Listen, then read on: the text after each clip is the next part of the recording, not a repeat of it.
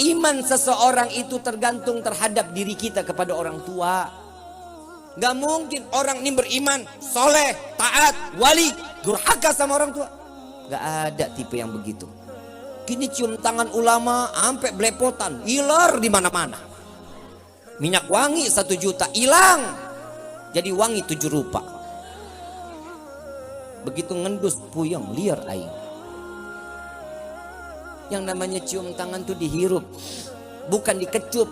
Bukan, dikecup itu Nasrani, Yahudi.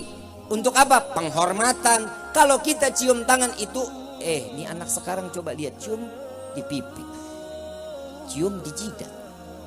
Besok nih, belum nggak lama lagi nih, cium tangan di leher sama di tengkok. Repot kan tuh? Diajarin dong, ditaruh di hidung. Emang indera penciumannya udah pada berubah apa? Hidung pada pindah ke pipi, hidung pada pindah ke jidat. Diajarin yang benar, jangan di pipi, jangan diambil keberkahan. Orang tua kita tuh berkah. Cium tangan ulama sampai bulak-balik, Masya Allah luar biasa. Cinta banget sama ulama. Cium tangan orang tua nggak ada sama sekali. Percuma, nggak bakal berkah. Keberkahan ulama ada, kiai ada, tapi orang tua jauh lebih berkah daripada ulama-ulama tersebut. Ini hati-hati loh. Kadang saya suka gedek, orang pada berebut cium tangan orang tua, bodoh amat. Makanya saya sekarang akhir-akhir ini males ngasih tangan ke jamaah, nggak mau. Kenapa? Saya takut kalau dia nggak cium tangan sama orang tua, saya yang dosa. Dia cium tangan ke saya, tapi dia nggak cium tangan sama orang tuanya. Naudzubillahi min. Ini hati-hati, jangan bangga sama yang begitu. Coba lihat keramat orang, keramat wali, keramat ulama, ziarah kemana aja, sampai ke Gresik, sampai ke makam keramat. Sekalipun itu makam keramat, tatkala kita datang ziarah dan kita minta doa sama itu wali, dia bangun, dia angkat tangan, bangun dari pusarannya, angkat tangan doa buat kita. Percuma, nggak bakal dikabulin. Makam orang tua kita di samping rumah nggak pernah kita ziarahin, percuma. Ini ayo mikir, kitanya mikir. Orang tua walaupun sudah tiada, itu yang diharapin. Doa dari seorang anak. Apa kata Nabi SAW? Anak termasuk golongan yang durhaka jika dia membaca doa untuk orang tuanya hanya 5 kali sehari selesai sholat. Itu tergolong anak yang durhaka. Ibu bapak yang dirahmati oleh Allah, coba kita pikir baik-baik. Orang tua tuh buat kita tuh korban luar biasa. Bapak dari pagi sampai malam, panas kepanasan, hujan kehujanan, nyari rezeki. Buat siapa? Buat anak, buat istri. Ibu ngorbanin diri, tidur susah, madep kanan gak bisa, madep kiri gak bisa. Kita ada di dalam perutnya. Coba kebayang, kita udah ngerepotin orang tua tuh dari mulai di dalam kandungan. Ayo kita pikir, orang tua kita masih ada, sujud di kakinya, cium kakinya, cium tangannya, minta keridhaan. Al-Habib Ali bin Muhammad bin Husin Al-Habsyi Sumtid Durar, beliau wali min awliyaillah. Orang tuanya di depan para wali, ibunya keluar dari kamarnya. Ibunya gak pernah keluar dari kamar selama 60 tahun khalwat. Khalwatnya seorang ibu waliyah, ibu dari Habib Ali, khalwat 60 tahun di dalam kamar. Begitu ketemu ada wali min awliyaillah ada di dalam rumahnya, beliau keluar dari khalwatnya, mensaksikan kepada wali min aulia, para alim ulama. Mereka dia mengatakan, wahai para tetamunya Allah, ketahuilah, saksikanlah aku ridha dengan apa yang telah aku berikan kepada Ali anakku. Lihat, kalau orang sudah mendapatkan keridhaan orang tua, jadi wali dia, berkah hidupnya, tenang, jabatannya semua akan diberikan oleh Allah, dunia maupun akhirat. Ini bedanya kita sama wali-wali kita terdahulu. Orang-orang soleh terdahulu, orang tua di nomor 1000-in, teman di nomor 1-in.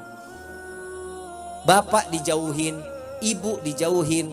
Bapaknya orang, ibunya orang, malah dideketin. Betul gak lu? Anak muda nih yang biasa begini nih, sama ibu susah setengah mati. Begitu calon mertua,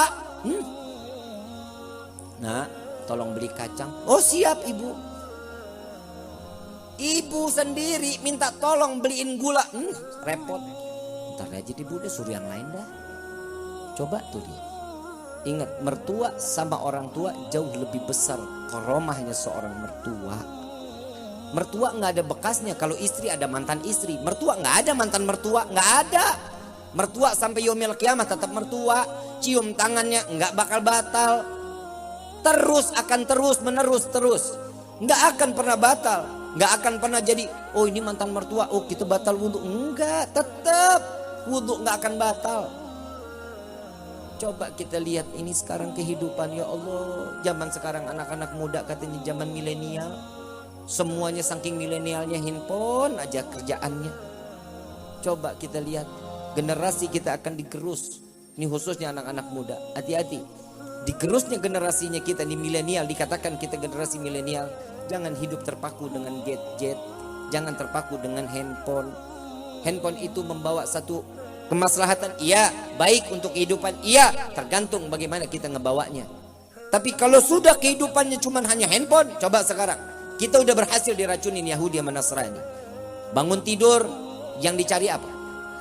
Mau tidur apa? Lagi makan, lagi mandi, lagi geblok lu. Semua handphone. Al-Qur'annya kapan? Lebih sering baca Quran apa sering baca WhatsApp? Itu bedanya sekarang generasi. Siapin dong waktu cuma satu lembar. Siapin dong waktu cuma satu ain. Gak bisa juga satu ayat lah. Baca per satu ayat. Yasin. Sadaqallahul azim. Gak apa-apa. Yang penting niat untuk memakmurkan lisan kita membaca Al-Qur'an. Masa gak ada waktu hanya semenit. Ini kenapa Nabi diselenggarain maulidnya, karena Nabi ini istimewa. Kita gembira atas kelahiran Nabi karena Nabi punya karamah, Nabi punya mukjizat Al-Quran. Lihat, kalau sudah satu ya, ingat ya, Nabi SAW saat Isra wal Mi'raj. Ini kita acara sampai jam berapa ini? Hah? Kuat lo sampai pagi? Mau? Ih, gue mangga. Copot lo lidah gue lu. Lihat Nabi. Nih sekarang saya mau tanya. Tahu kulit sapi? Kulit sapi bisa dibikin sandal, betul? Bisa dibikin dompet, betul? Tempatnya hina nggak?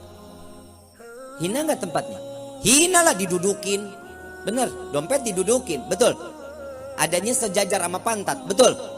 Sandal adanya di bawah. Itu kita pakai nyerot najis, kan begitu? Hina nggak? Hina. Coba lihat kalau kulit sapi ditempel dengan cover Al-Quran, sampul Al-Quran, mulia nggak? Dicium, ditaruh di atas kepala, ditaruhnya di dada, nggak bisa taruh di bawah. Coba kita lihat.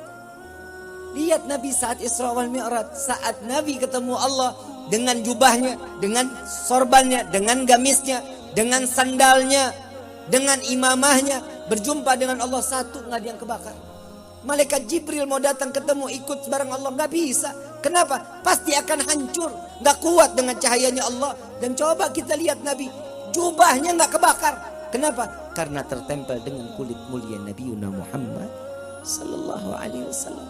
Gimana kita sebagai umat yang ada nama kita tertempel di dalam hati Nabi Muhammad Sallallahu Alaihi Wasallam? Ayuhal hadirun, ayo dong. Nabi ini kita nih, ya Allah ya Karim.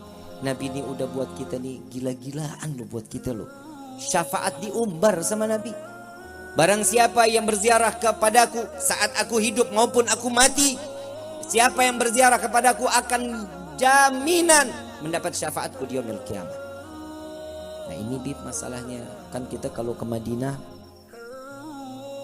duit, mudah-mudahan dibanyakin rezekinya insya Allah.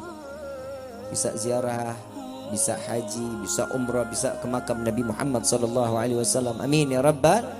Itu jaminan yang akan mendapatkan syafaatku di yaumil kiamat. Tapi Nabi tahu umatnya Nabi ini gak banyak orang yang punya duit.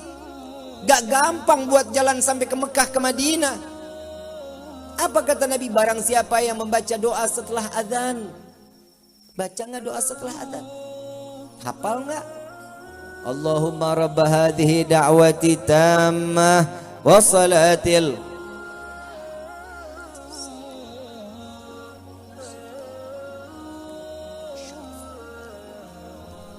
وابعثه مقاما محمودا الذي وعدته إنك لا تخلف. Apa kata Nabi? Barang siapa yang membaca doa setelah azan ini wajib mendapatkan syafaatku di yaumil qiyamah. Amin ya rabbal. Diobral syafaatnya.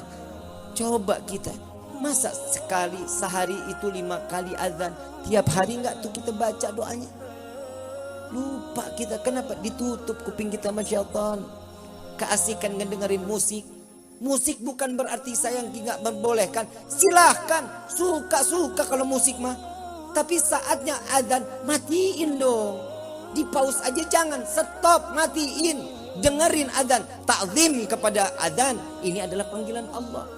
Lihat para sahabat Nabi Muhammad SAW. Tatkala mendengar azan, dia lagi berpacul sekalipun lagi macul. Begitu dengar azan, saat dia sedang mengayun paculnya, Allahu Akbar, Allahu Akbar. Ini pacul dilemparnya ke bawah, ke belakang bukan ke depan. Kenapa? Saat dia naruh, dunia ada di belakangnya, masuk ke depannya dengan akhiratnya Allah. Ini yang sudah pasti. Hidup kita betul, kita butuh kerjaan, iya, kita butuh uang, iya. Tapi jangan sekali-kali uang ada di dalam hati kita. Dunia yang ada di dalam hati kita, yang Allahnya malah jauh. Semakin Allah jauh sama kita, kita makin diroyalkan masalah dunia. Tuh hati-hati tuh. Dunia nih, beb, saya emang gak perlu sholat, ibadah, ngaji, taklim, gak usah. Rezeki saya emang alhamdulillah loba. Jangan pakai alhamdulillah. Kenapa? Disitulah letak tanda-tanda Allah cabut keimanan kita. Disibukkan urusan dunia, dan dunia sampai kita lupa kepada Allah. Dan saat kita mati, iman dicabut, mati dalam keadaan dihinakan oleh Allah.